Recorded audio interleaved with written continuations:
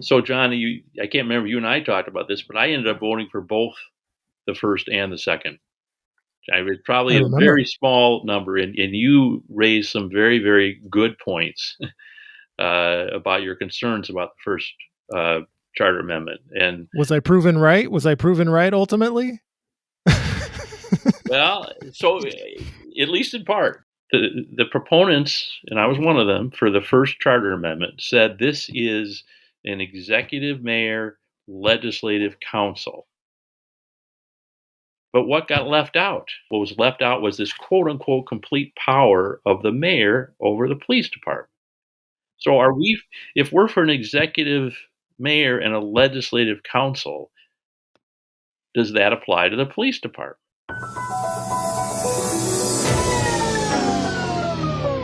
We're rolling. We're rolling.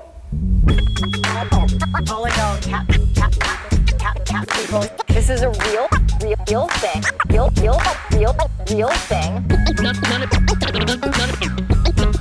None of you have the balls to stop this. Stop this. I've got plenty of time. I have nothing else going on today. We're in the Wedge neighborhood right now.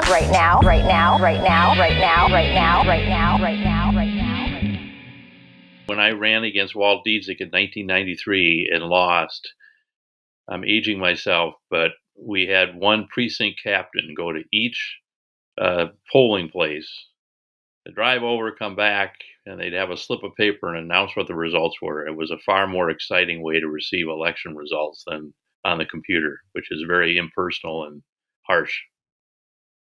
DFL caucus and conventions are kind of like that. At least they were in 2017. It was like you got to have people at the various caucus sites getting the results at that moment. So I can relate a little bit. I should introduce the show. This is the Wedge Live podcast. I'm your host, John Edwards. My guest today is Paul Ostrow, a candidate for Hennepin County Attorney, a former Minneapolis City Council member. Welcome to the show. Thank you so much, John. Good to be here. And so how's the campaign going? It's been very exciting. A bit of a whirlwind.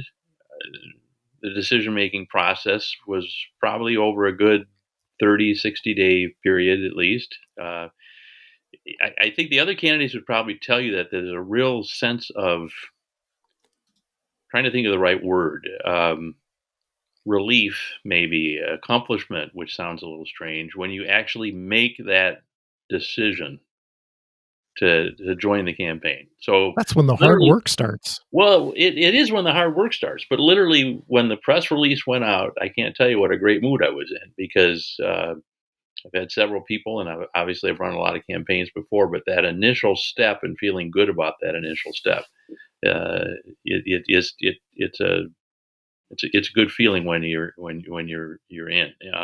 Obviously, it's just been about 3 weeks. Appreciate that this is one of the very first interviews I'll do. So, have you left your position with Anoka County? You're an assistant county attorney. Have you left that? I have not. I intend to, of course, take where I can some time off from the office, probably increasingly so as the summer moves on. So I'm still pretty much a weekend, weeknight candidate. I'm not yet, anyway, a full-time candidate. There's going to be a lot of demands on your time. This is a hotly contested race. So let's talk about your decision to get in.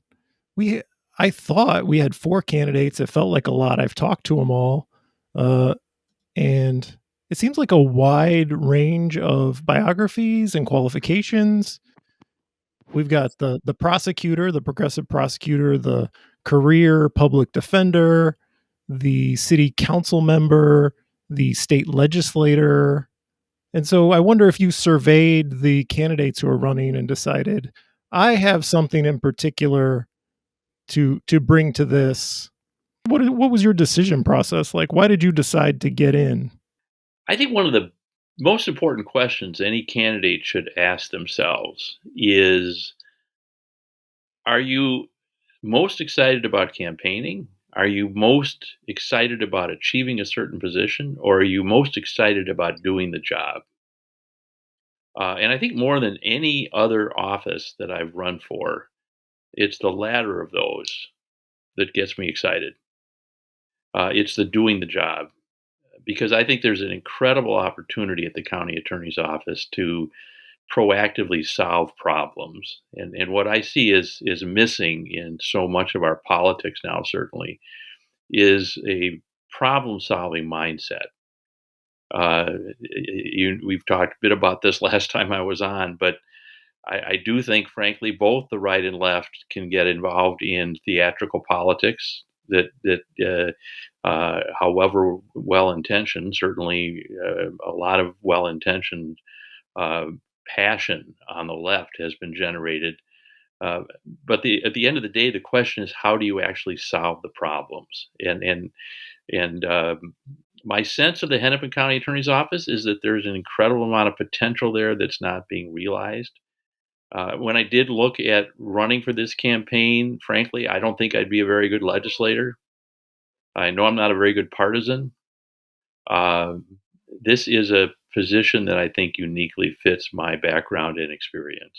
Uh, Having been a policymaker, and then after that being a prosecutor and a part of a county attorney's office, it's a very interesting experience because you see um, on a day-to-day granular way uh, how policies make a difference and how perhaps things can be changed. So that combination of experience, having been a policymaker and a practicing prosecutor, I do think puts me in a unique position to address some of the challenges we have. So the atmosphere around this, it's crime politics. There's a lot of fear and anger in the world at this moment with the rise in violent crime. And I wonder, and you see that across the country, like across jurisdictions, you have progressive prosecutors who are considered reformers. You've got more conservative parts of the country with more tough on crime policies. It seems not to matter what the particular approach of prosecutors has been. Crime is just up across the country. And locally, we've had police chiefs go after whether it's Hennepin County or Ramsey County attorneys to talk about problems they see, whether it's bail policies or certain crimes not being charged to the degree cops would like them to be. And I wonder what your diagnosis of that is, if you think the criticism from law enforcement of prosecutors has been accurate, or if you think it's overblown, or, and like, what would you do? What would your approach be?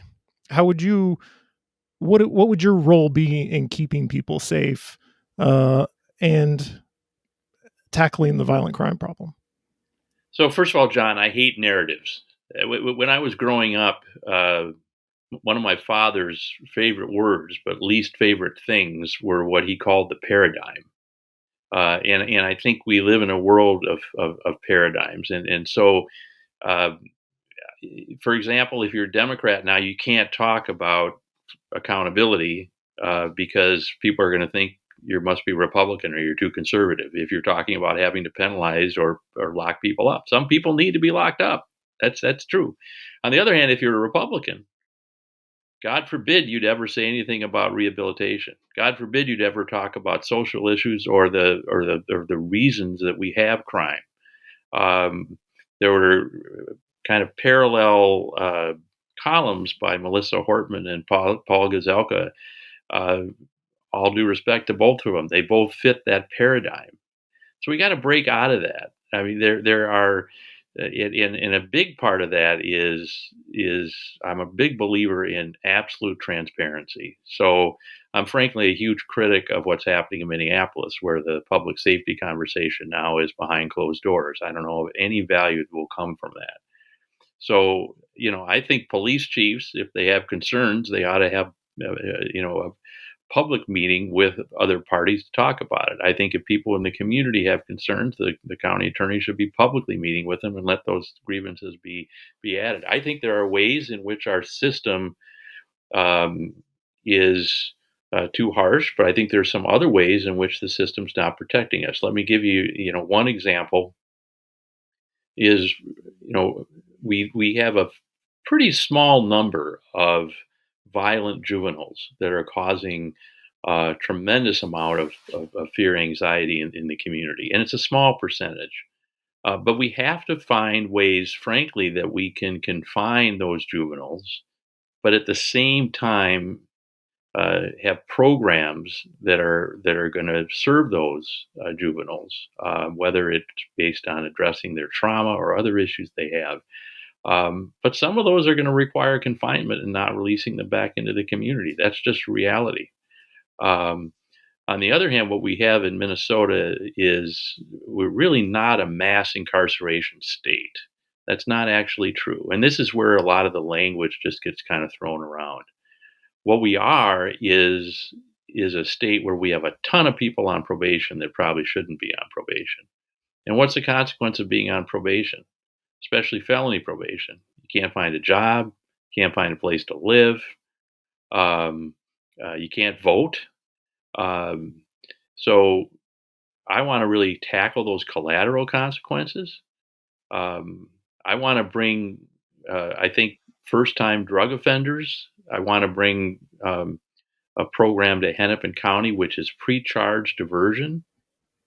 Your question is a very broad one, so my answer is kind of far-reaching too, John. Yeah. But if somebody, so one of the issues comes up, somebody gets arrested and they have 4 or 5 grams of methamphetamine in the car. No criminal record, or at least minimal criminal record. I think law enforcement, and I understand this perspective, law enforcement doesn't like the idea, well, the law is being broken here, and so now what we're doing is we're putting them in jail over the weekend, and then the case just never gets charged.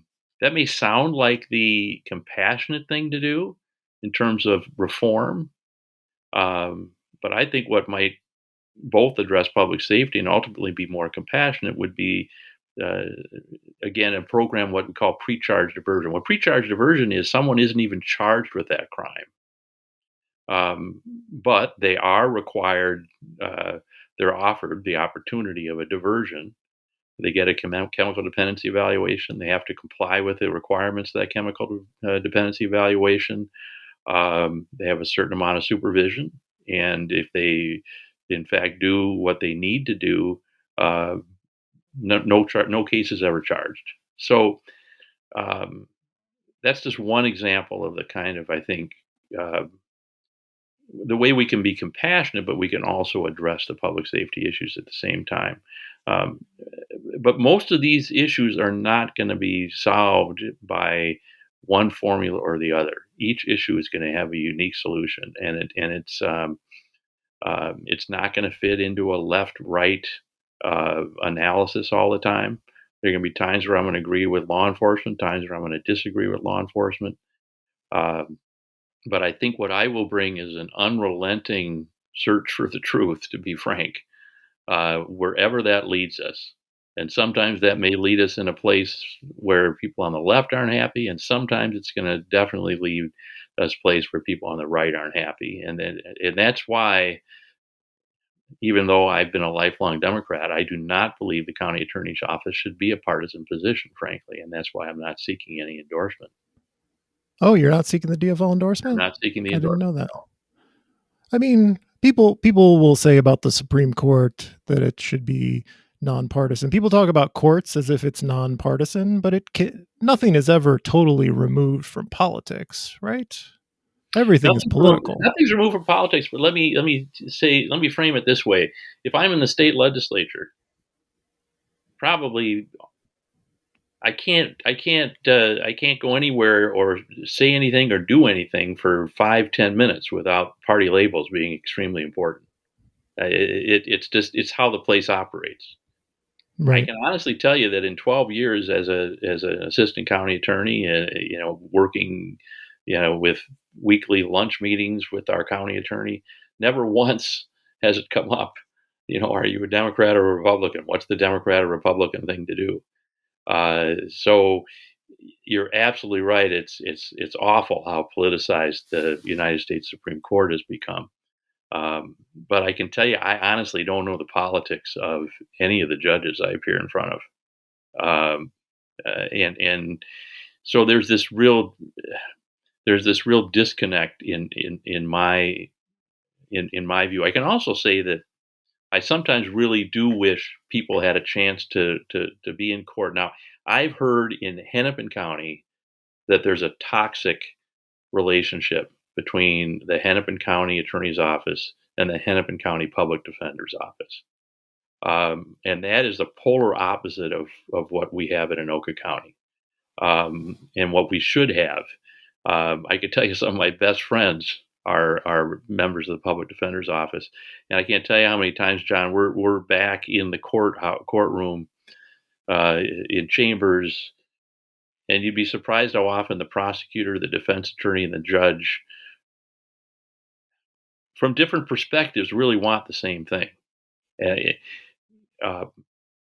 vast majority of cases I have, prosecutors do not want to send people to prison. Judges do not want to send people to prison. Obviously, public defenders do not want to send people to prison. So does that mean we get it right all the time? Of course not. But it does mean that if the system's working well, people are treating the defendants as individuals. They're looking at, is there a program? Is there a way that we can address this safety issue without sending people to prison? Those are the type of things people, frankly, don't see, and I kind of wish they did. You talked about a strained relationship between the public defenders and Hennepin County Attorney's Office. Would you say that do you know who is responsible for that? Would you say that Mike Freeman, you're not doing a good enough job? I'll do better in fostering a good relationship between these two offices? It's really tough because I don't like to, what I hear is largely anecdotal. I'm not there. And so, I will say, certainly I disagree with some of Mike Freeman's policies. He's got a lot of critics.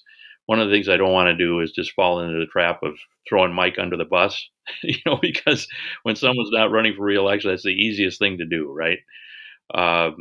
So what I do hear is, for example, that there's not as much discretion as I would like to see the line prosecutors have. I'm a firm believer that you, as a leader of an organization, have to trust the people that you hire. And what I believe we have, from what I've heard, is a very hierarchical system in Hennepin County, where if you want to settle a case, you have maybe several layers of approval, where you have to get whatever proposal you have approved by supervisory personnel. Now, if we have a major case, such as whether it be a police shooting or a homicide case or serious child sex abuse, there are certainly cases where they're going to need to reach supervisory levels before certain kinds of resolutions are approved. But I would argue the vast majority of cases in a county attorney's office, you should have some broad outlines of policy, and then you empower your line attorneys to make decisions. You allow them to use their humanity. You allow them to use their judgment. That may mean that somebody doesn't go to prison when it's a borderline case. That may mean that a case is reduced. Does that mean that you personally would agree with every single decision your line attorneys make? No. But in terms of empowering that line staff, I think that I bring that up in the context of the relationship between the county attorney and the public defender's office, because I know I've heard Mary Moriarty say that, and I'm taking her at her word, at least in part, because she has said it's difficult to get the county attorneys to make any particular kind of offer. The best way to handle a criminal case is to early on know your case and make a reasonable offer early on.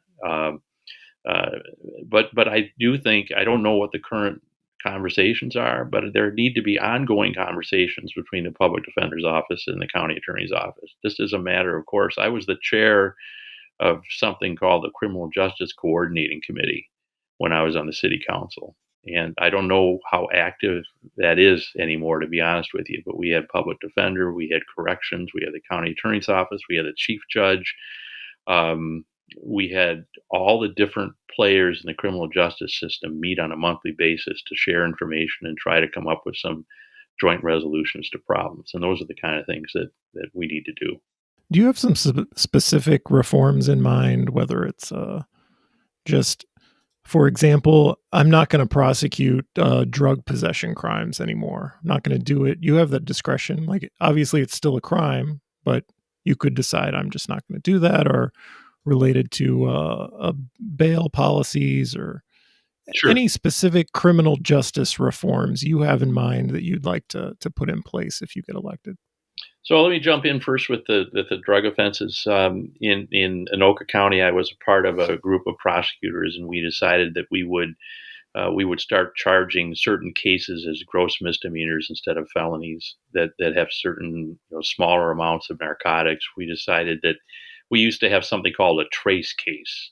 Somebody has a methamphetamine pipe that has a residue in it. We're not charging those cases anymore. Somebody has a couple pills, or somebody has maybe 2 or 3 vape cartridges. There are those cases we're not charging anymore. I'm not inclined to simply say we're not going to charge drug possession cases anymore. I don't think that's the right approach. And in part, I think it's not the right approach, not just as a matter of public safety, but a lot of what we do in terms of controlled substance offenses, it really is intervention. And you can have I think a fair conversation about that. But I must tell you that there's a lot of people that have said, but for the intervention of law enforcement, they wouldn't be alive today. But for the intervention of law enforcement, they would not have gotten treatment. So I have a follow-up to that piece. So there's a Carol Evans story. They've had a good series where they talk about people falling through the cracks. And there was a guy who was charged with a series of violent crimes, and he was never found competent to stand trial. And so, he couldn't be prosecuted, and he was just let go with no treatment. So I wonder, in the case of lesser crimes like drug possession, I could see people falling through the cracks, and simply bringing them into the criminal justice system doesn't necessarily mean they get treatment. So what do you do as a prosecutor when the system around you is not funded sufficiently or have the resources to provide people these services? Because simply bringing them into a law enforcement situation doesn't necessarily mean they get help. That's a very good point, and we need to make sure that treatment is funded. I will tell you that the vast majority of people, though, that the vast majority of people that we have in the criminal justice system, there are treatment programs available. And so it's not a matter of the programming not being available. One of the things I believe strongly in, for example, are furloughs. Immediately, as quickly as possible, let's get people out of the jail and into a program, for example. We need to have treatment opportunities even in custody, which is something that we've been doing. I'd like to see us do more of that, even in Hennepin County, a chance to actually provide treatment for people in custody. So you're right. We need to make sure those services are there. The one issue you raise is a really challenging issue, and I wish I had an easier solution to it. You talk about, that's a literal example of people falling through the cracks. There are certain folks that are not competent to stand trial, but they don't meet the legal requirements for civil commitment. And so that's a really tough piece, because there are civil liberties involved here. If somebody is not competent for trial, we shouldn't be trying them, because we'd be violating their civil rights. And if somebody doesn't qualify to be civilly committed, we don't want to be committing people who shouldn't be civilly committed. It's a really tough issue to tackle. I wish I had an easier answer for it, but that is literally an example of people falling through the cracks. And so the resolution of that case, I think, was they finally were able to get him. He was found competent in some way. I don't know if he received the assistance. How do you take someone from not being competent to being competent? Is it simply a matter of providing them with mental health care? So a lot of times what it comes down to, John, is for example, people need meds. They need their medications and they won't take them. So that's I've seen that any number of times. In other words, when they are taking their meds, they are competent. But when they're not taking their meds, they're not competent. And obviously we don't necessarily want to have a police state where we're forcibly injecting drugs or requiring people to take medications, and that's a huge part. And frankly, that's a huge part of the issue with narcotics is people self-medicating. Um, and one piece of it I don't want to not mention is just the tragedy of fentanyl. It's incredible to me that we haven't had the kind of aggressive approach to this fentanyl issue that we need. Almost 300 people died of overdoses of fentanyl last year in Hennepin County alone. Almost 100,000 people in the United States died of fentanyl. Um, it's, in my view, when you are knowingly selling someone fentanyl, um, and you're doing it for a profit, that's not just supporting your habit. That's you are literally putting somebody's life in jeopardy every time you give them that. And we've got to figure out a way to aggressively tackle this because otherwise we're going to lose more and more people. I think I stepped in and interrupted your series of reforms answer. Oh, yeah. We got through the drug stuff, but if you had any more specific reforms that you wanted to offer. Well, so on the issue of bail, I'm a skeptic of these broad pronouncements that we're not going to have bail for certain types of offenses. I haven't seen all the figures for this, but you know, the whole premise of setting bail is it's supposed to be an individual determination, and so these kind of across the board judgments, I think, can be a mistake. Um, is for example, maybe there's a car theft, but maybe somebody's on probation for something else. Maybe there's some other risk factors we don't know about. Uh, it's quite often, if somebody maybe it's not there. There's also something called conditional bail that doesn't get discussed enough. So uh, maybe somebody is required to post cash bail, but they're RPR'd so long as they fulfill certain conditions. Those conditions might be providing UAs to show that they're not using. They might be a treatment. There could be other monitoring, especially with domestic abuse cases. There are some specific things that can be done out of custody that keeps the victim safe. So I'm not a proponent of these kind of blanket uh, bail reform. I will tell you that the idea that you're going to abolish cash bail, I think, is dangerous and unrealistic. Um, uh, the idea that people are just going to voluntarily appear for court is just not realistic. The vast majority of cases that we have are charged out of custody. Many of the cases that are charged in custody, if not released without bail, they are released on fairly low bail if certain conditions are satisfied. But again, this is one of these. These are one of these issues where let's look at what the facts are. One of the things I want to do is be very aggressive in terms of being evidence based. So let's look at who's reoffending. Let's look at who's not showing up for court. Let's look at who is reoffending when they're let out without bail, and let's not base this policy just on anecdotes.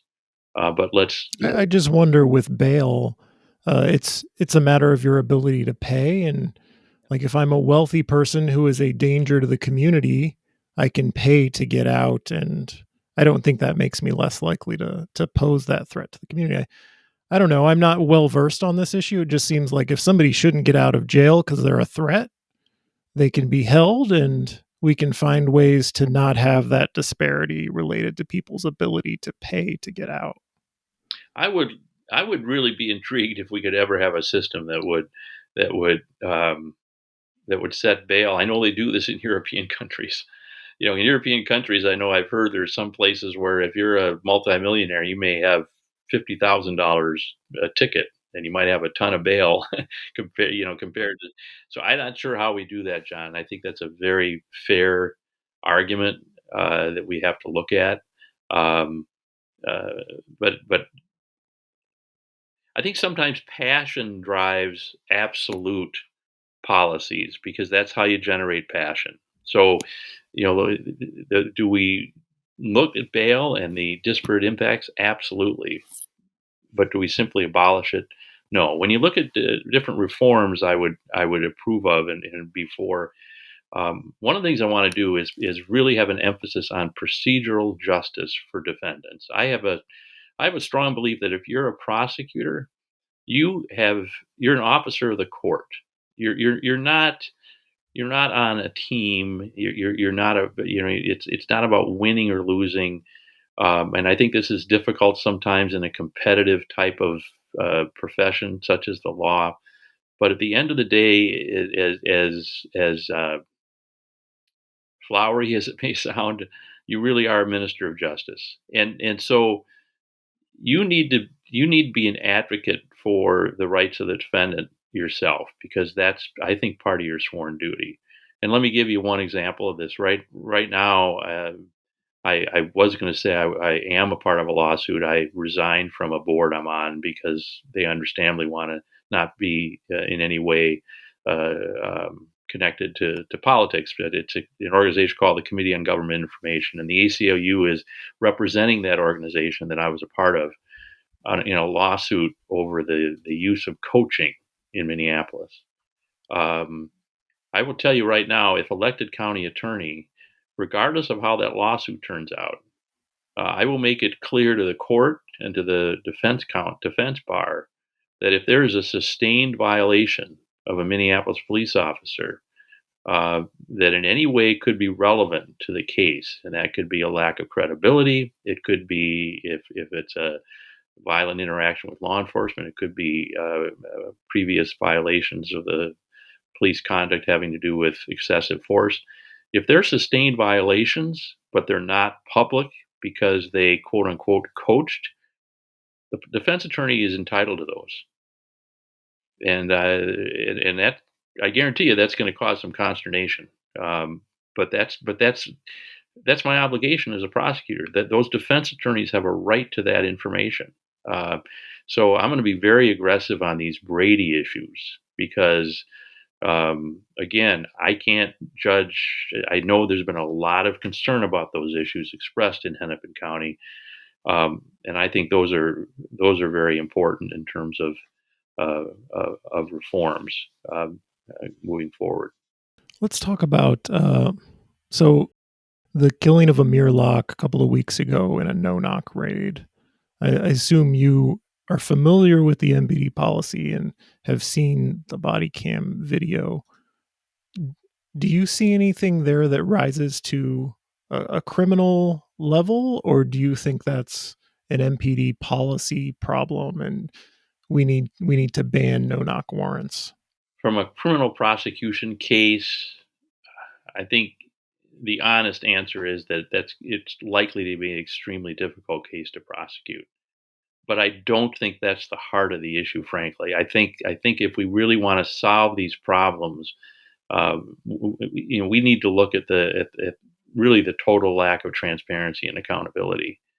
I will tell you that most suburban communities, most counties throughout the state, and you saw that, very rarely use no-knock warrants. And I know this from my own professional experience. It's just very rarely done. And why in Minneapolis it's become apparently almost routine is it's an outlier. And one of the things that's happened is some of the law enforcement from other areas, frankly, are really getting frustrated with assumptions that because of some of the clear dysfunction in the Minneapolis Police Department in terms of supervision, that they're all getting tainted. There was a Wright County sheriff, you may or may not have seen this, a couple months ago, who said that he's done defending the Minneapolis Police Department. He says if these things had happened, you might have heard that, they would have been fired the next day. So as it relates to no-knock warrants, what I can tell you is they should be rare, and they should be approved by a county attorney. That's what happens in most counties. That's what happens in Anoka County. I've rejected requests for no-knock warrants because I haven't felt like there's sufficient showing. The warrants in Hennepin County are not reviewed by the county attorney's office, and that's a mistake. I don't care what their volume is. When you're looking at entering someone's private home without so much as knocking the door in the middle of the night, an attorney should be looking at that to make sure that it meets whatever standards there are. And beyond that, of course, this is beyond the role of a county attorney. It goes to some of the political issues in Minneapolis is how can we have pronouncements that are ignored? That's obviously. Yeah, That's I've heard no one suggest that MPD went against the mayor's policy. It's remarkable that the mayor campaigned on banning a thing that is more common in Minneapolis, as you've said, than it is in lots of other places. Like it's an extremely common tactic that police use here in Minneapolis, and yet the mayor campaigned on banning it. But yeah. I mean, it doesn't appear that MPD went against his policy, which was not a ban. So I actually submitted something that hasn't been published yet by MinPost, but I suggest several changes to the no-knock warrant. This is, you're going to get tired of me saying this, John, but this is one more issue where the absolutes condemn us to not solving the problem. Because the absolute here would be a complete ban on no-knock warrants. They should be rare, but they shouldn't be banned. There are going to be some circumstances where you have to use them. And you've heard this: hostage situations, extremely violent individuals. But they should be rare, like they are already in most of the state. I mean, the problem with the very violent individual case is maybe I'm related to a very violent individual, but I'm a perfectly normal person. I'm a legal gun owner, and I think it's a home invasion. Just because I'm related to the very violent person, I get shot. And I'm sorry, but it has to be specific. It can't just be this person was convicted of something 10 years ago. It can't just be this person might be there. One of the alarming things that Interim Chief Huffington said was she said they got two different kinds of warrants. I don't know, you probably noticed that. She said we got a no-knock warrant. This was in her press conference. Got a no-knock warrant and we got a regular warrant. And she said, basically, it's a game time decision, depending on what they see when they get there. Well, last time I checked, the Constitution doesn't say that the police are the final determiner of whether, that's the magistrate's decision. That's the judge's decision. And the fact that somebody with that level of authority can believe that should be a discretionary call by law enforcement is in and of itself alarming. So what I've suggested is that at least two attorneys review any no-knock warrants. I've also suggested that the requirements that they passed last year, that those actually be embedded into the search warrant. I've also said that there should be, as a part of the no-knock warrant, there should be a sworn affidavit from those supervisory authorities saying that the application for this search warrant is consistent with all state law, local ordinances, or executive orders. Now, if that had been the case, at least if the mayor is to be believed, those warrants should not have been approved because they were in violation of the mayor's executive order. So I don't think they did enough last year to tighten this up. I really hope they do something about it. I got to say, I'm very concerned and not very optimistic about this coming legislative session because I think the battle lines have been drawn and the chance for meaningful legislation is going to be really difficult. I feel that way about Minneapolis politics. It feels like the battle lines have been drawn, and like if you voted for Jacob Frey and you You voted against question 2. You're pretty set on that, and people on the other side are pretty set on that. And another traumatic police killing happens, and it feels like we're not as capable as we used to be of moving towards some unity in seeking solutions. But that's my pessimism. You're exactly right, so John, I can't remember, you and I talked about this, but I ended up voting for both the first and the second. I was probably a very small number, and you raised some very, very good points about your concerns about the first charter amendment. And was I proven right? Was I proven right ultimately? Well, so at least in part, and so the reason that, and this is part of my my persona that drives some people crazy, but I'm hoping John will appeal to a lot of people as well. And that is that I refuse to divide the world into friends and enemies and make all my decisions based on that. One thing that's interesting about you is that when I talk to you, I get the sense that you're thinking. Well, I appreciate that. Before responding. Not to insult. Other people think too. It's just like I get the sense that you're not reverting to any talking points. You're thinking about your answer, and you might say something that you hadn't planned on saying just because you're giving an answer that you thought about. So I'm sorry for interrupting. No, I appreciate that, and when I was elected to the council, I remember getting a book, The Reinventor's Handbook. Everybody laughed at me, right? Because I'm kind of a policy wonk. That's what gets me excited. So it's not that I don't enjoy politics and don't enjoy, the public office and all that, but that's kind of what. But getting back to that issue, what struck me, and I know maybe we're a little off the point of county attorney, but I think it does go to the way I think, and that's a part of who I am as a candidate. Trying to have intellectual integrity, trying to have intellectual honesty. The proponents, and I was one of them, for the first charter amendment said this is an executive mayor legislative council. But what got left out? What got left out was this, I still think the language is read way too broadly, but what was left out was this quote unquote complete power of the mayor over the police department. So if we're for an executive mayor and a legislative council, does that apply to the police department? Well, Charter Commission didn't touch it. Didn't touch the police part of the charter. We have, and we have a horrific, that's maybe too strong a word, just opinion from the most recent city attorney, that Susan Siegel's opinion was very clear, that she said, and I'm sure you saw it, John, because I know you're very well studied on this, and she had said that the city attorneys, she had said that the city council's authority over the police department was the same as all other departments. But now what are we hearing? Now we're having, in my view, limitations on no-knock warrants. That's a legislative function. That's not an executive function. That's said. Let me give you another example. This lawsuit we have, whether all sustained violations of police misconduct should receive discipline. That's a legislative determination.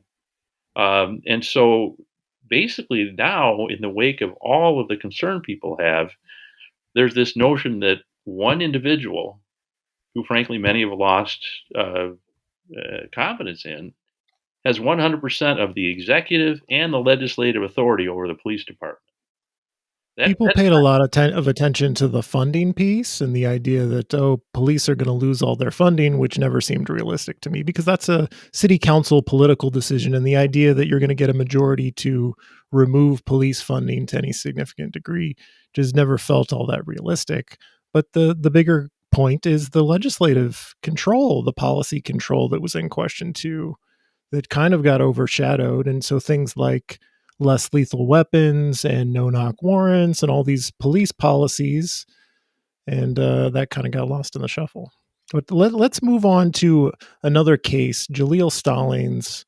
He was prosecuted by the Hennepin County Attorney's Office and acquitted using a self-defense as his defense because a SWAT team showed up and was indiscriminately firing at people, not announcing their presence as police. And so Jaleel Stallings thought he was being assaulted, sort of similar to the Amir Locke case, except it wasn't a raid, and Jaleel Stallings was beat by SWAT team members. And I wonder if instead of prosecuting Jaleel Stallings, if members of that SWAT team should have been prosecuted for assault in that case, for beating him. He dropped his weapon when he realized they were police, and he got down on the ground, and they came up on him and beat him. So I wonder what you think about that. Well, I mean, the first question everyone should be asking is, where was the discipline? And those same officers were seen on camera talking about hunting protesters and using racial slurs. And so, again, I hate to keep coming back, but were they coached? How is it even possible that they were not disciplined for that? Still to this day, they have not been disciplined. So that's the first step. Whether they should have been prosecuted, it's difficult. I don't mean to dodge your question without, but they certainly should have been disciplined, and it should have been more than a reprimand. I mean, the conduct was reprehensible. I certainly, just from, what I know of that case, can't imagine what went into the decision to prosecute the case. Because everything I know about that case, it appeared that this person had every reason to fear for their life, and was legally carrying a firearm. And so,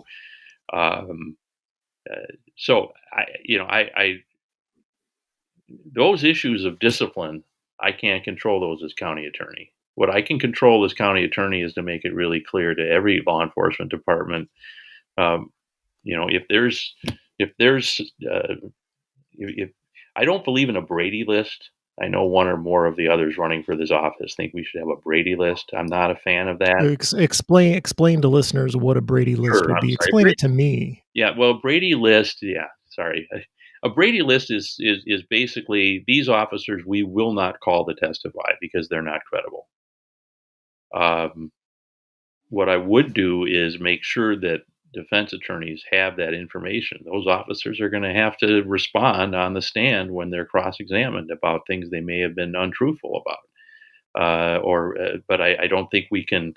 So, but I do think that there needs to be mutual accountability. You're hearing police chiefs talking about prosecutors, holding prosecutors accountable. I think prosecutors, and I'm not talking about holding law enforcement accountable in the sense of charging them with crimes, or at least at that level, but I'm talking about an ongoing conversation about what our expectations from law enforcement are, which, if they want cases to be successfully prosecuted, they're going to have to live up to. Again, those kinds of relationships, there are an awful lot of police officers who, when you explain things to them, why this is important, they really do want to learn and they want to listen.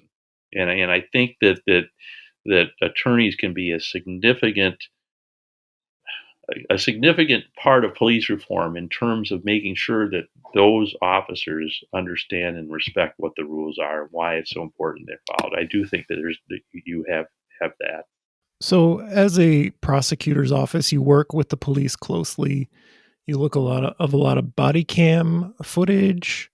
You hear a lot of police testimony. You get a look at their work up close. And so I wonder, how would you ensure that if you see wrongdoing among police officers and law enforcement, how do you take action to make sure that is addressed and it doesn't become a situation where you're protecting your relationship with law enforcement because you rely on them when you prosecute cases? What kind of process do you set up to make sure you hold them accountable? Because you do have some role as someone who gets a close-up look when things go wrong.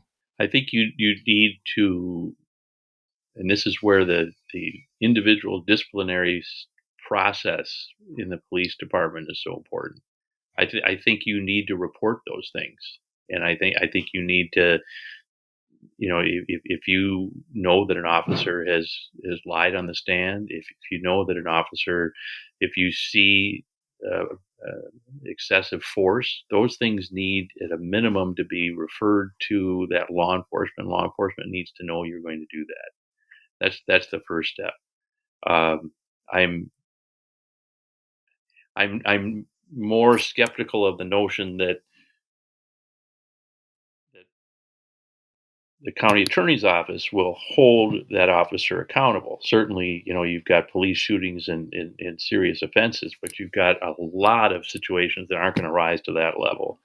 And people need to, this is where people need to hold their individual elected officials, their police chiefs, and they need to hold them accountable, to have a disciplinary process that works.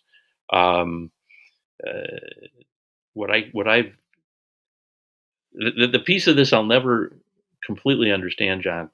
Derek Chauvin assaulted a 14-year-old kid with a flashlight. He used the same, and I know you probably know this, he used the same hold on that individual, that 14-year-old kid, that he did on George Floyd. Thank God that kid didn't die, but it was the same restraint. He was never disciplined. To this day, I don't understand why that wasn't the front page story on the paper the very next day. Is how did that happen? And so I do think there's frustration in law enforcement with kind of painting law enforcement with a broad brush, but I do think, frankly, I don't want to say they have themselves to blame, but certainly to the extent that unions have protected bad officers, they've done a real disservice to the good officers. And it's just kind of hard to take the bad apple defense seriously when so much of this is unions, and unions are the police. That's who represents them. That's their political leadership. That's who they choose. They do. There's a real us versus them going on here. I'm not sure how we get past that, but there's a real us versus them mentality, and we know in politics how effective that is, right? Yeah. Who's the right prosecutor to hold police accountable? We've gotten into a situation where a series of high-profile police murders have been handled by the Attorney General. Is that the right way to go? I can imagine a situation with a Republican Attorney General who is not as interested in holding police accountable in these types of crimes. So should there be a formalized process for who handles that, and who should it be? So I've been doing a lot of thinking about this, and I appreciate you giving me credit for thinking, so I'll try to live up to that. This is not a final answer, to be clear. It's a really tough question. We used to have the grand jury process, and the whole reason you had the grand jury process was, at least in theory, to take kind of the politics out of it. The problem with the grand jury process was that no one trusted it. On the one hand, people would say, you can indict a ham sandwich if you want to. But on the other hand, if you're a prosecutor and you want a law enforcement officer that maybe you like, or you want your relationship with law enforcement to be good, well, you don't necessarily have to present all the evidence, right? Or you can slant it a certain way. There's a provision that allows grand jury proceedings to be made public after the fact. And so it's one of the things I want to look at a little further. One of the ways potentially you could look at this is, let's have a grand jury do this, but let's make sure that grand jury process is one that after the fact, not during the fact, but within a very limited period of time, the transcripts, everything that is presented to that grand jury becomes public. And the reason I say that is, once there is an indictment from a grand jury, then yes, that stays with that county attorney. But that charging decision is one that, at least to some extent, is insulated from the politics of this. So I don't have a great answer. For example, I think Derek Chauvin was undercharged, and so when the Attorney General took that case away from the county attorney's office, at least in terms of the result was the right one, because I think it was just a third-degree charge to start with. I thought that was inadequate. I will also tell you, though, that I think Kim Potter's case was ultimately overcharged. I do not think the first-degree manslaughter was the appropriate charge. I think the second-degree manslaughter was the appropriate charge. And to those that said, well, the state won the case, so they must have been right, I disagree with that. I know that. I mean, isn't it ultimately up to a jury? How can you say after the fact if a jury agreed that she was guilty? How do you say, well, it was overcharged? So if we're going to use some level of discretion for a citizen, then we have to think similarly about a police officer. So just as Derek Chauvin's acts were malicious, intentional, I think Kim Potter's case should have settled at a minimum at a plea to a second-degree manslaughter case, because nobody disagrees on the facts. Nobody. I don't think any fair-minded person suggests that there was any conscious recklessness. Even it was negligent, and we all can say, how could she make such a mistake? I have to say that when I listened to the closing argument in that case, it concerned me to have the state's prosecutor say, it doesn't matter if it was a mistake. It doesn't matter if it was a mistake. I understand they ultimately convicted for a negligence case. That's true. It doesn't matter if it's a mistake. But for a case that required conscious recklessness, we'll see what happens on appeal. But I just think the fair result there was a lesser charge. And honestly, this goes now. There's now they're actually asking for an aggravated sentence. So how do we in these kind of situations? I think the bottom line is this is why. And you say everything's political, and of course it's hard to argue with that, John. But how is it possible to insulate politics from that kind of charging decision? And it's darn near impossible. That's what everyone's entitled to. So what I do want to take a look at that. I think the possibility of a grand jury returning to a grand jury process, but making sure that the people involved in it that it's public and it's held accountable, that might be the best approach. Has there been anything we have not covered that you think is important for people to know? I think the most important thing for people to know is that this campaign is going to be an opportunity for people to kind of take a journey with me in terms of solving problems. How do we actually solve these problems? Because I think this is going to be, the crime issue is going to be the issue. It's going to be incendiary. It's going to be demagogued, and there's going to be little or no solutions that are going to be talked about.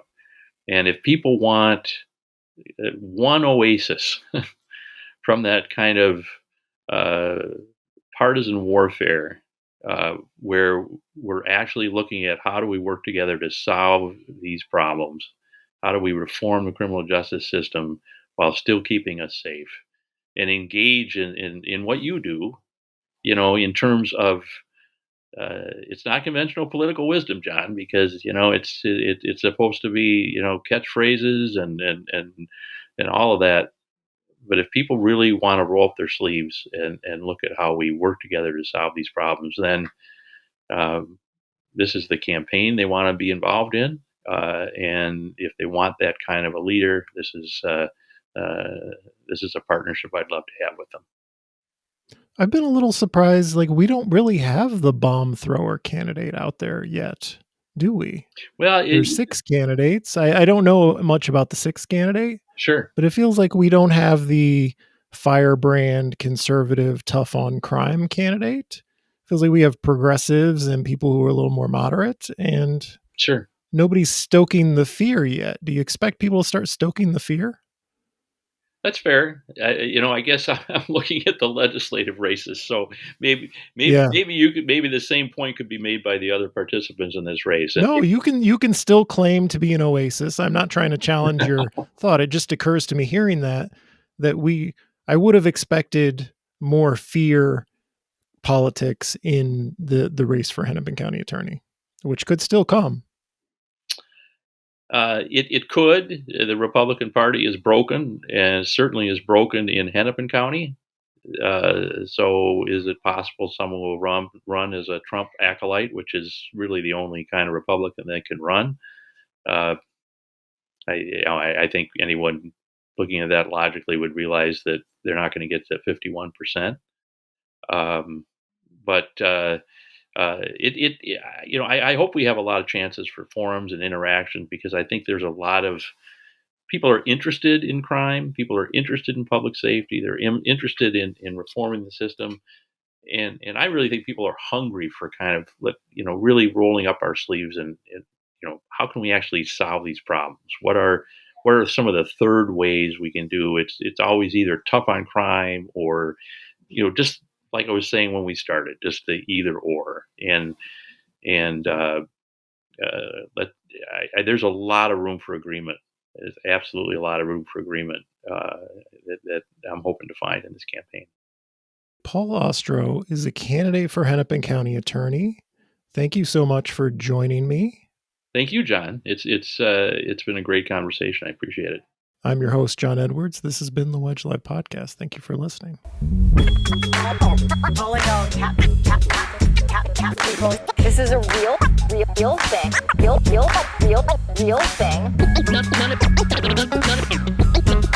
None of you have the balls to stop this. Stop this. I've got plenty of time. I have nothing else going on today. We're in the Wedge neighborhood right now.